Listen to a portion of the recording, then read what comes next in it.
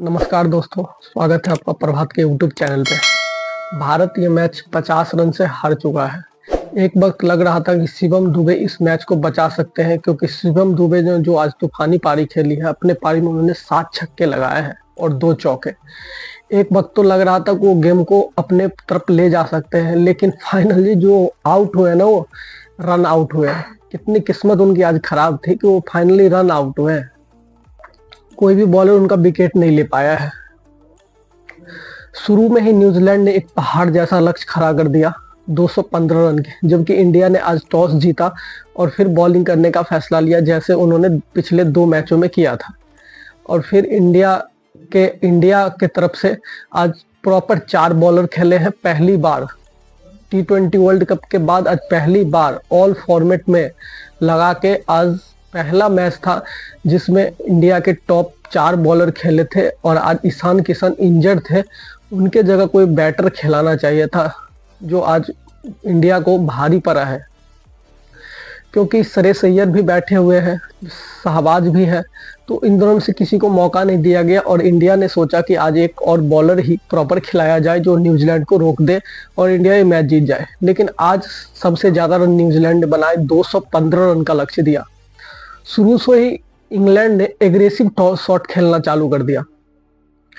Team Seifert मतलब पहले ही over से शॉट उन्होंने अपने पूरे पेटारे से खेलना चालू कर दिया और चौके और छक्के लगाते गए। एक वक्त तो न्यूजीलैंड के जो डेवन कॉनवे जो है वो 4 या 5 रन पे थे और ये टीम साइफर्ट 30 या 40 रन पे बैटिंग कर रहे थे। लेकिन उसके बाद सडनली स्पिन के ओवर जब जैसे ही आए, इंडिया के स्पिनर आए, डेवन कॉनवे भाई चार्ज करने लगे और डेवन कॉनवे ने जो छक्का लगाना चालू कर दिया। फिर उन्होंने 3 छक्का लगाए और 4 चौके लगाए, मतलब 23 बॉल में 46 रन। मतलब एक वक्त टीम साइफर्ट लगभग 200 के स्ट्राइक रेट से खेल रहे थे और डेवन कॉनवे का पिछले 3 मैच एकदम पूरा फ्लॉप गया है। लेकिन इस मैच में सडनली वो स्पिनर को इतना चार्ज करने लगे, सडनली 200 के नियर बाय स्ट्राइक रेट उनका पहुंच गया और फाइनली 23 बॉल में 46 रन बनाकर वो आउट हुए। और उसके बाद भी टीम साइफर्ट खेले और अपना 50 उन्होंने आज लगाया। अब मैं स्कोर कार्ड पे आ रहा हूँ।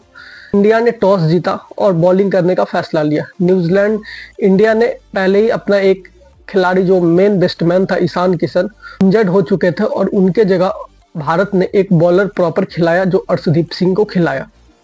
उसके बाद न्यूजीलैंड की टीम बैटिंग करने आई और एग्रेसिव स्टार्ट के साथ ही बैटिंग करने चालू कर दी। 23 बॉल में 44 रन बनाए डेवन कॉनवे, 4 चौके और 3 छक्के, 191 के स्ट्राइक रेट से। फिर टीम साइफर्ट 36 बॉल में 62 रन बनाए, 7 चौके और 3 छक्के, 172 के स्ट्राइक रेट से। पहला विकेट जो इंडिया का गिरा था, 100 रन पे एक पहला विकेट गिरा था। लगभग 9 ओवर के आसपास ही 100 रन हो चुके थे न्यूजीलैंड के। उसके बाद सचिन रविंद्र कुछ खास नहीं कर पाए, 4 बॉल में 2 रन पर आउट हुए। फिर ग्लेन फिलिप्स आए, 16 बॉल में 24 रन बना के आउट हुए। मार्क चैपन 8 बॉल में 9 रन पे आउट हुए। लेकिन डैरिल मिचेल ने जो आज फिनिशिंग की है ना गेम को, वही उनको 200 क्रॉस करा दिया। डैरिल मिचेल ने जो लास्ट मतलब 19वां ओवर में जो उन्होंने चार्ज किया ना जसप्रीत बुमराह को, 19 रन मारा उन्होंने बुमराह के ओवर में।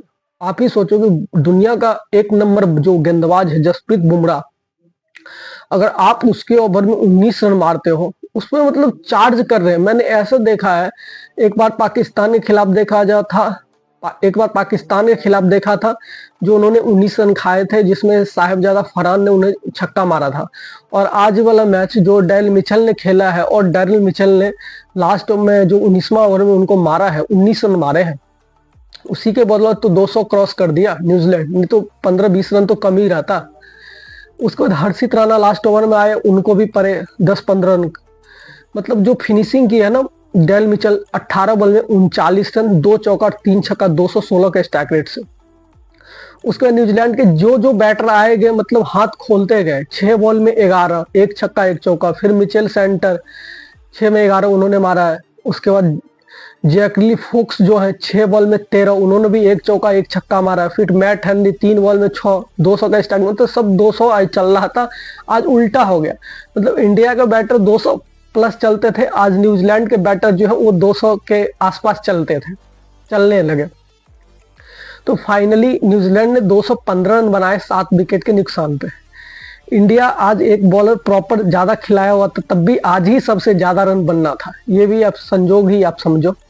अर्शदीप ने 4 ओवर में 33 रन देकर 2 विकेट लिए। शुरू में उनकी बॉलिंग जो फर्स्ट या सेकंड 2 ओवर थी उसमें उन्होंने रन खाए, लेकिन उसके बाद उनकी वापसी हुई। उसके हर्षित राणा 4 ओवर में 54 रन, 13.5 के इकोनॉमी से आज उन्होंने रन खाए, मतलब उनको सबसे ज्यादा रन पड़े हैं। फिर जसप्रीत बुमराह को पड़े हैं 4 ओवर में 38 रन। 3 ओवर तक तो ठीक था, लेकिन लास्ट का जो 19वां ओवर था उनको 19 रन पड़े थे इस ओवर में, लगभग 10 के इकोनॉमी से उन्होंने रन खाए। फिर रवि बिश्नोई 4 ओवर में 49 रन, 1 विकेट लिए हैं और 12.20 के इकोनॉमी से, जो इससे पिछले मैच में रवि बिश्नोई ने ही सबसे अच्छी गेंदबाजी की थी, लेकिन आज उनको चार्ज किया न्यूजीलैंड के बैटर ने और 12.20 मतलब 13 की इकोनॉमी से लगभग उन्होंने रन दिए। कुलदीप यादव 4 ओवर में 39 रन देकर 2 विकेट लिए, बहुत ही अच्छी गेंदबाजी की है। कुलदीप यादव के बदौलत ही 10-15 रन और न्यूजीलैंड शॉर्ट रही है, नहीं तो न्यूजीलैंड भी 220-30 के चक्कर में थी आज। फर्स्ट विकेट मैंने आपको बताया कि डेवन कॉनवे 100 पे एक पहला विकेट गिना था डेवन कॉनवे के रूप में, और उसके बाद सडनली उनका भी विकेट गिरता रहा, लेकिन उनका ये था कि एक बार वो रन बना चुके थे, स्टार्ट तेजी से कर चुके थे, और उसके बाद सडनली वो जो भी बैटर आते गया उसी फ्लो में खेलते गया, भले वो आउट हुए लेकिन उसी फ्लो को रनिंग करते रहा, और फिर तब फाइनली 200 क्रॉस कर दिया। तो 215 रन बनाए। बैटिंग करने आई इंडिया। एक तो पहले ही इंडिया के एक बल्लेबाज शॉर्ट थे, ईशान किशन। अभिषेक शर्मा आज फिर गोल्डन डक, मतलब 1 बॉल में 0, पहली बॉल पे वो आउट हो गए थर्ड मैन पे। उसका संजू सैमसन, पिछले 3 मैच से संजू सैमसन फ्लॉप रहे थे और लग रहा था कि संजू सैमसन इस बार इस मैच को खेल के रन बनाएंगे या अच्छे से मैच को जिताएंगे, लेकिन वो भी कुछ आज सेट जबकि हो चुके थे। 15 बॉल में उन्होंने 24 रन बनाए। सेट होने के बाद मतलब एक ऐसी गेंद जिसपे वो विकेट लेने वाली बॉल नहीं थी, सिंपल बॉल थी, विकेट पे थी, वो खेलने के चक्कर में आउट हो गए। तो संजू सैमसन 4 मैच हो गए हैं और एक भी 50 अभी तक नहीं आया, एक ये बहुत बड़ा कंसर्न था। और श्रेयस अय्यर को आज मौका मिलना चाहिए था अगर मेरे से पूछो, लेकिन श्रेयस अय्यर को आज खिलाया तक नहीं। उसके बाद रिंकू सिंह 30 बॉल में 39 रन। शुरुआत में ही पावर प्ले से पहले ही उनकी बैटिंग आज गई थी 6 ओवर में ही, तो उन्होंने 30 बॉल में 39 रन बनाए, 3 चौका 2 छक्का, 130 के स्ट्राइक रेट से। पारी अच्छी खेले, लेकिन एक गलत शॉट उन्होंने जो खोला उसी के चक्कर में वो LBW आउट हुए। हार्दिक पांड्या पे मैं आता हूं, 5 बॉल में बनाए हैं 2 रन मात्र। पिछले 3 मैचों में उनकी बैटिंग नहीं आ रही थी और आज लगा कि सडनली कि आज हार्दिक का लग रहा है दिन है, क्योंकि आज बैटिंग आई है उनकी और आज उन्होंने निराश कर दिया दोस्तों। मतलब 2-3 तो ऐसे घुमाए कि जैसे बॉल और बैट में कोई संपर्क ही नहीं। आज तो उनको 10 बॉल ले भी लेते और उसके बाद हार्दिक पांड्या चार्ज करते ना, तो लगता कि हाँ चलो ठीक है, लेकिन 2-3 बॉल शुरू में ही उन्होंने चार्ज किया, बॉल बैट में संपर्क ही नहीं हो रहा था और उसके बाद सडनली अपने विकेट फेंक के चले गए।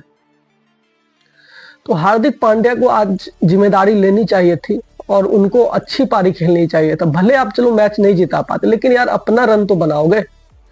आप ही सोचो कि आपकी 3 मैच में बैटिंग नहीं आई और आज आपकी बैटिंग आई तो आप कुछ कर नहीं पाए। तो और उसके बाद फ्रस्ट्रेट हो गए। 2-3 बॉल मैंने आपको बताया ना कि वो घुमाए उन्होंने, लेकिन बैट और बॉल में कोई संपर्क ही नहीं था। उसके बाद फ्रस्ट्रेट हो गए, बेचारा आउट हो गए, चल दिए। शिवम दुबे 23 बॉल में 65 रन। एक यही बंदा आज मैदान में टिक के खेला है।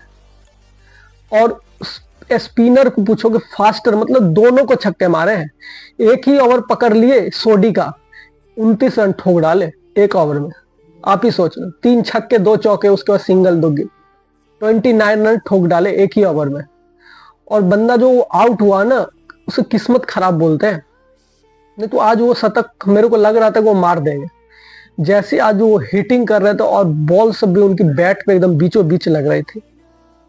शिवम दुबे एक अच्छे खिलाड़ी, इनकी कोई बात नहीं करता है शिवम दुबे की, क्योंकि सब अभिषेक शर्मा, ईशान किशन, सूर्य कुमार यादव, भाई एक ये बंदा देखो ना, पिछले मैच में भी 200 के स्ट्राइक रेट से बंदा खेला है शिवम दुबे। और आज भी देखो लगभग 300 के अप्रोक्स 282 का स्ट्राइक रेट से आज बैटिंग किया है। 15 बॉल में 50 मार चुका था ये। मतलब इन पे कोई किसी की निगाह ही नहीं जा रही है, पता ही नहीं। और उसके बाद हर्षित राणा 7 नंबर पे ही आज उनकी बल्लेबाजी आ गई, कुछ खास नहीं कर पाए। 13 बॉल पे 9 रन और ऊपर से आउट भी करवा दिया शिवम दुबे को। फिर रवि बिश्नोई 10 में 10, उसके बाद 2 बॉल में 0 अर्शदीप सिंह, जसप्रीत बुमराह 2 बॉल में 4 रन और कुलदीप यादव 3 बॉल में 1 रन। भारत की पारी 165 रन पे सिमट गई, 10 विकेट के नुकसान पे 18 ओवर 4 गेंद। मतलब भारत की पारी में अभी 9 बॉल बचे ही थे, 8 या 9 बॉल बचे ही थे भारत की पारी, लेकिन भारत की पारी सिमट गई। मिचेल सेंटर ने जो गेंदबाजी की ना दोस्तों, मैच विनिंग वाली गेंदबाजी की उन्होंने। 4 ओवर में 26 रन देकर 3 विकेट लिए उन्होंने। और क्या बॉलिंग कर रहे थे, खाली एकदम धीरे बॉल डाल रहे थे और फ्लाइट दे रहे थे, उसी में उनको विकेट मिल रहा था। जबकि सबको पता है कि ओस गिरता है, ओस कितना भी गिरेगा भाई, बॉलर ऐसा क्वालिटी का होना चाहिए ना जो बॉलिंग सही से करे और बैटर को पता चले कि किस तरह का। बैटर को तो कुछ पता ही नहीं चल रहा था किस पेस से बॉल आ रही है, और उस पेस से बॉल आ रही उनको पता ही नहीं चला और घुमाए जा रहे हैं, तो उसमें तो वो आउट होंगे ही होंगे। मेट हैंडी 3 बॉल में 24 रन देकर 1 विकेट लिए, अच्छी गेंदबाजी की है।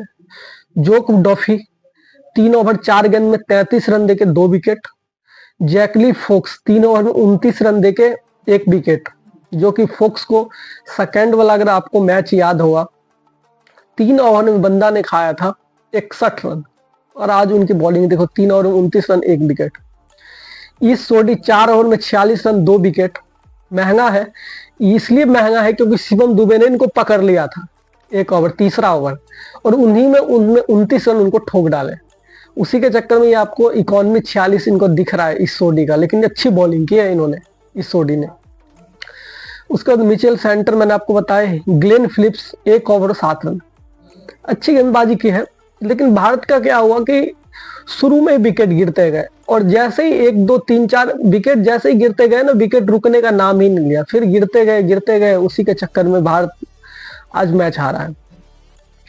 भारत को आज ये एक तो बात पता चली कि 4 गेंदबाज उन्होंने खिलाए, उसके क्या फायदे हुए। आपने T20 वर्ल्ड कप को 2 साल होने वाले हैं, और 2 साल में अगर आप पहले बार किसी मैच में अपने 4 प्रॉपर बॉलर को उतारते हो, और किसी एक बैट्समैन का जगह अगर आप लेते हो या कोई बॉलर लेता है, तो इससे तो पता चलता है कि जो बॉलर होगा वो 7वीं नंबर पे बैटिंग करने आएगा, या उसको आप ऑलराउंडर चाहो मान लो। हर्षित राणा आया, हर्षित राणा चलो ठीक है, एक मैच उन्होंने अच्छी पारी खेली, भले मैच नहीं जीता वनडे, लेकिन उन्होंने पारी अच्छी खेली थी। तो उस तर्ज पे अगर आप चाहते हो 7वें नंबर पे कि हर्षित राणा खेले ऑलराउंडर के तौर पे, तो आप गलत हो, क्योंकि अभी हर्षित राणा को तैयार होने में अभी समय लगेगा भाई। अभी ये नहीं है कि हर्षित राणा प्रॉपर बैटर ऑलराउंडर है, क्योंकि वो तो बॉलिंग ऑलराउंडर है ना, वो बॉलिंग करते हैं, तो उनको अभी थोड़ा टाइम दीजिए आप। और आप नहीं होगा अगर इस टीम के साथ अगर आप खेलते हैं वर्ल्ड कप, तो दिक्कत तो है, क्योंकि इस टीम के साथ आप वर्ल्ड कप नहीं खेल सकते। आप वर्ल्ड कप में या तो आप 2 फास्टर बॉलर और 2 स्पिनर के साथ प्लस 1 या 2 ऑलराउंडर के साथ जा सकते हैं, या 3 बॉलर प्रेशर हो गए और 2 स्पिनर 5 और 1 आपका रहेगा ऑलराउंडर, छठा या 7वां बॉलर का ऑप्शन। लेकिन आप 4 चाह रहे हैं कि सीमर ही बॉलर एकदम फास्टर खेले, तो उसमें दिक्कत है, और वो आज के मैच में तो दिख गया हमको। फाइनली न्यूजीलैंड ने 4 में से 1 मैच जीत के सीरीज में 3-1 से बढ़त ली है, और न्यूजीलैंड भी सोच रहे कि इतना दूर से आए हैं और एक भी मैच नहीं जीतेंगे तो ये तो नहीं हो सकता। लेकिन भारत की क्लीन स्वीप करने का सपना तो आज टूट गया, क्योंकि भारत सोच रहा होगा कि 5 में 5 जीत सकते हैं, लेकिन आज वो जीत नहीं सके। भारत, मैं बता रहा हूँ कि भारत जो है ना, अपने टॉप ऑर्डर में 3-4 में थोड़ा ज्यादा निर्भर करता है। अगर ऊपर से जैसे ही भारत के 3-4 में से अगर 1 या 2 विकेट जैसे ही गिरता है ना, तो फिर जैसे ही मिडिल ऑर्डर या नीचे लोअर ऑर्डर में बैट्समैन आते हैं, तो उनकी बैटिंग अच्छी सी नहीं हो पाती है, और इसी के वजह से मैच भारत के हाथ से फिसलने लगता है। क्योंकि वर्ल्ड कप में कोई भी अगर खिलाड़ी आएगा या कोई भी टीम आएगी तो सब प्रिपेयर होके आएगी, क्योंकि बहुत सारी टीम तो भारत में खेली हुई है ना। ऐसा तो नहीं है कि भारत में कोई टीम पहली बार आ रही है, तो बहुत सारी टीम ऐसी है जो आ रही है, बहुत बार खेली हुई है, तो सबको एक अंदाजा तो होगा ही कि कैसे खेलना है भारत के खिलाफ और कैसे रणनीति बनाना है भारत को। लेकिन ये देखना पड़ेगा कि इसमें क्या सुधार कर सकते हैं। गौतम गंभीर ने आज एक फैसला लिया, कोई दिक्कत नहीं है, मैच ही तो हारे, लेकिन आपने एक फैसला लेके देखा तो सही कि क्या मैं 4 प्रॉपर बॉलर के साथ जा सकता हूं या नहीं जा सकता हूं। एक और मैं बात करना चाहूंगा कि कुलदीप यादव को 11 नंबर पे आज भेजा गया है बैटिंग करने के लिए। टेस्ट क्रिकेट में कुलदीप यादव को मैंने 3 नंबर पे बैटिंग करते हुए देखा है दोस्तों। अगर आप लोग ने अगर गौर से देखा होगा तो आपको याद होगा, साउथ अफ्रीका के खिलाफ ही 3 नंबर बैटिंग करने आए। आज सभी बैटिंग करने आ गए, लेकिन कुलदीप यादव 11 नंबर पे बैटिंग आए हैं, जबकि उनको प्रॉपर अगर आना चाहिए था तो हर्षित राणा के बाद उनको बैटिंग करने आना चाहिए था। लेकिन हर्षित राणा के बाद जो बैटिंग करने आए थे रवि बिश्नोई बैटिंग करने आए। आप सोचो, तो हर्षित राणा के बाद अगर एक्चुअल में आना चाहिए था तो कुलदीप यादव को आना चाहिए था बैटिंग ऑर्डर, लेकिन उनको धकेल के 11 नंबर पे सब भेज दिया और सब आए और गए, आए गए, ऐसे ही चलता रहा। भारत को ये देखना होगा कि इस टीम कॉम्बिनेशन में क्या हम सही कर सकते हैं, और लग रहा है कि अगले मैच में ईशान किशन की वापसी होगी, क्योंकि आज तो दिख रहे थे, फिट दिख रहे थे, दौड़ रहे थे, भाग रहे थे, गौतम गंभीर का जवाब लेके अपने प्लेयर के पास पहुंचा रहे थे। तो इंजर्ड किस बात की हुई आज मेरे को यही पता नहीं चला यार। पता है या नहीं चलता है कि यार कौन आज खेल रहा है कौन नहीं खेल रहा है। मतलब गौतम गंभीर लग रहा है कि किसी को अगर बैठाना चाहते हैं ना तो उनको बता देते कि आज इंजरी हो गया है, उसके पैर में अंगुली में चोट लग गया है बॉल से। आप ही सोचो, मैं तो एकदम फर्स्ट क्लास देख रहा था। अगर आपने भी देखा होगा तो मैच में वो गौतम गंभीर का ही जवाब लेके अपने प्लेयर के पास जा रहे थे लेके। तो ये समझ नहीं आता कि गौतम गंभीर के अगर कोई प्लेयर को आज बैठाना है तो तुरंत बोल दिया कि उसके पैर में चोट आ गया, उसको बुखार आ गया। उस चीज तो वो तो लग नहीं रहा था आज कि ऐसी बात है कोई। लेकिन अभिषेक शर्मा पे जो है ना दोस्तों, इंडिया की टीम बहुत ही निर्भर करती है, ये आप मान लो। क्योंकि अभिषेक, आप ही सोचो कि जिस दिन अभिषेक नहीं चला उस दिन भारत की स्थिति थोड़ा सा तो डाउन हुआ है। वो तो सोचो कि पिछले मैच में, सेकेंड वाले मैच जो था न्यूजीलैंड के खिलाफ, उसमें अभिषेक 0 पे आउट हुए थे, लेकिन ईशान किशन ने उस मैच को संभाल लिया, और उन्हीं के संभालने के चक्कर में सूर्य कुमार यादव के भी रन थे। लेकिन आज देखो कि ईशान किशन नहीं थे और उसी पे आउट हो गए 0 पे अभिषेक शर्मा, लेकिन सूर्य कुमार यादव नहीं संभाल पाए और वो भी आउट होके चलते बने। यही होता है कि अगर कोई खिलाड़ी अच्छे फॉर्म में अगर खेल रहा है ना सामने, तो दूसरे बैटर का भी जो है ना मनोबल ऊंचा हो जाता है, उसी के वजह से वो भी अपना पारी तेजी से खेलना स्टार्ट कर देता है। ये तो देखनी होगी कि क्या बात है।